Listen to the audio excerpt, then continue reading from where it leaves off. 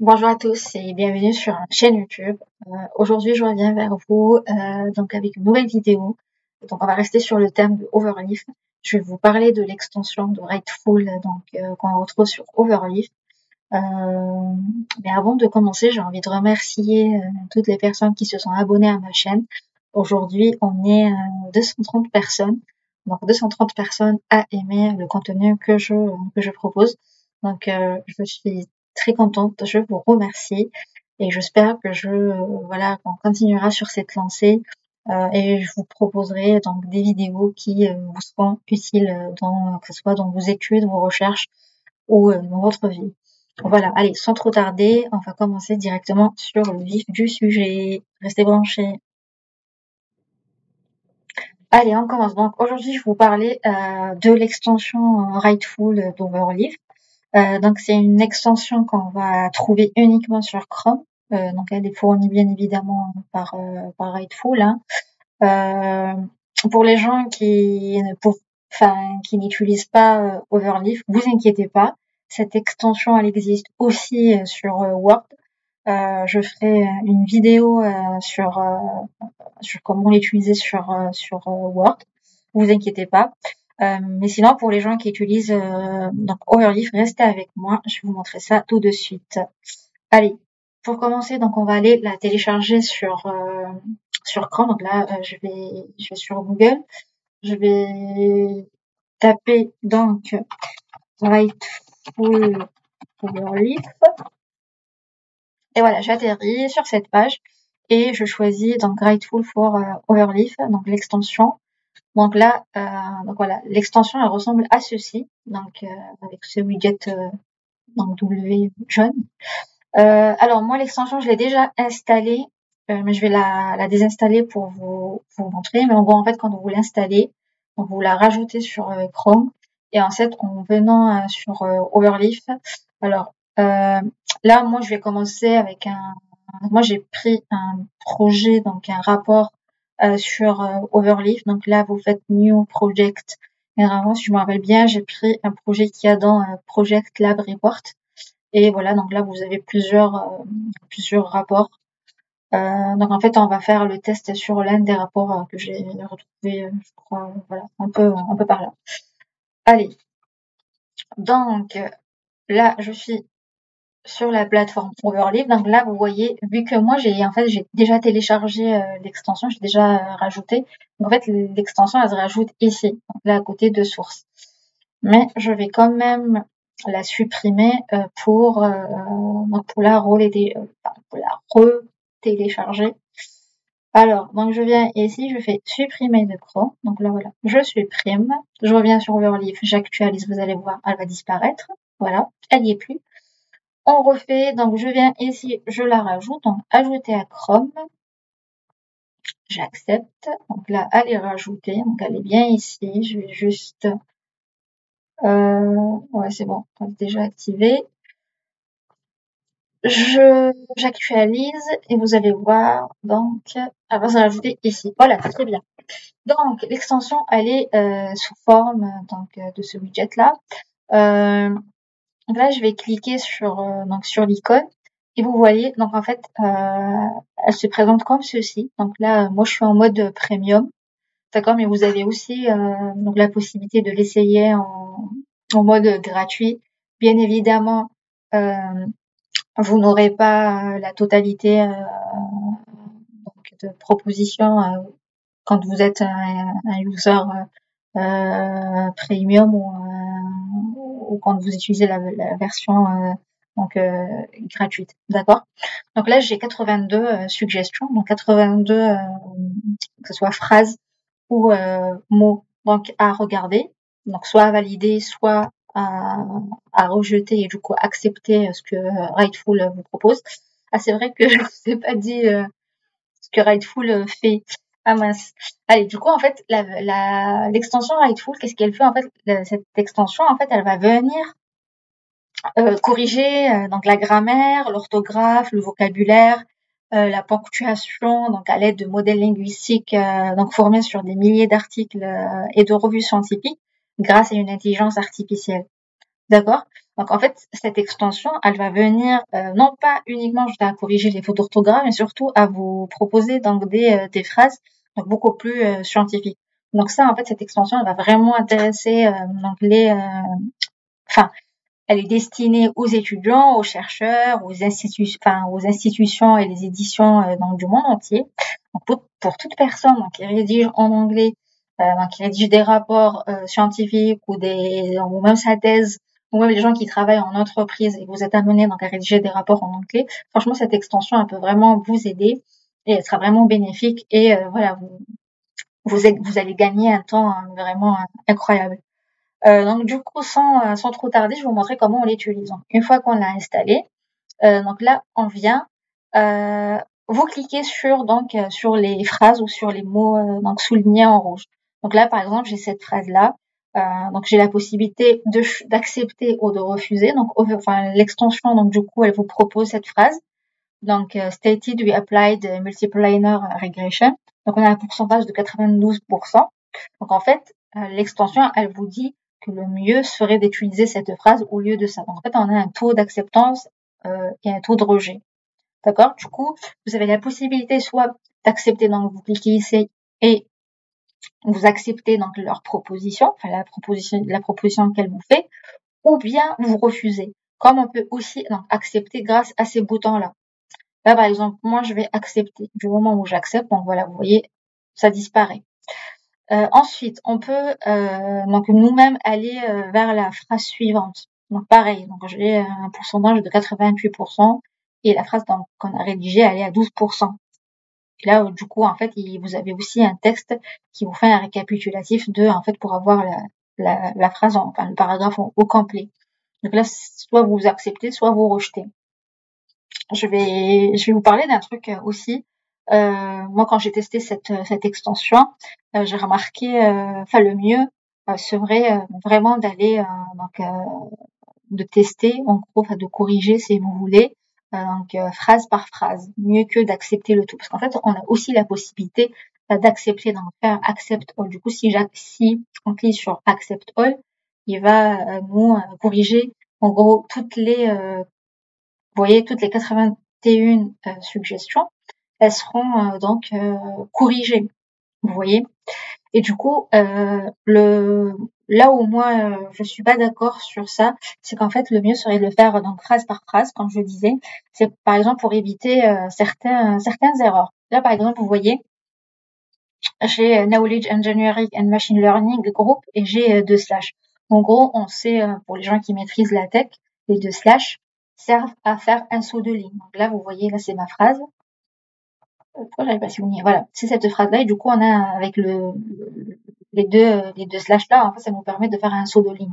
Si jamais là vous voyez, si jamais j'accepte, je dis oui, j'accepte groupe à 65% et je rejette les groupes avec 2 slash. Vous voyez ce qui va se passer? En fait les 2 slash là ils vont disparaître et du coup, est-ce que j'ai lancé? Oui, ça va se recompiler. Du coup en fait il y aura plus un saut de ligne. Du coup vous voyez. Là, c'est pas bon du tout. Donc c'est pour ça, moi, en fait, je vous propose, mais vraiment, pour les gens qui vont utiliser ou qui utilisent, d'aller donc bloc par bloc, phrase par phrase, vous voyez, ou mot par mot, si vous préférez. Ok. Du coup, allez, je remets comme il était, très bien. Ensuite, donc là, vous voyez, vous avez aussi, donc, il vous propose aussi Gaggle au lieu, pardon, donc Gaggle comme ça, au lieu de ça. Pourquoi? C'est quoi la différence entre les deux? Ah oui, c'est le point virgule. Ok, donc du coup, vous acceptez ou vous refusez. Pareil pour les autres. Quand je disais, on peut aller avec les petites flèches là, donc pour aller un par un. Donc là, par exemple, vous voyez, il y a faut laisser un espace entre le 1 et le 2, mais là, c'est une erreur de syntaxe.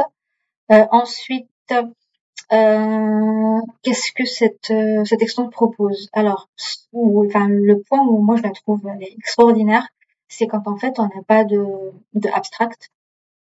Je vais la supprimer. Et du coup, en fait, vous pouvez, vous savez, nous, en tant qu'on soit étudiant ou chercheur ou peu importe, de temps en temps, on a du mal à trouver un abstract. d'accord? On va pas se mentir. Du coup, ce qu'on peut faire, c'est cliquer, utiliser le abstract generator qui vous permet en fait de vous générer un abstract. Donc, un abstract, c'est quoi? C'est juste un récapitulatif de toute de votre recherche en gros, de votre rapport, d'accord? Donc en gros, vous cliquez et sur donc le abstract generator et ça va vous générer un abstract. C'est fou, je sais. Du coup, voilà, ça vous a généré un abstract. Tout ce que vous avez à faire, c'est de le prendre et de le copier. Allez, on va mettre un intersection abstract. Je colle mon texte. Voilà. C'est pas génial, ça? Donc, qu'est-ce qu'on peut faire également? Donc, en fait, vous avez aussi le title generator. Le title generator, il va vous proposer donc un title.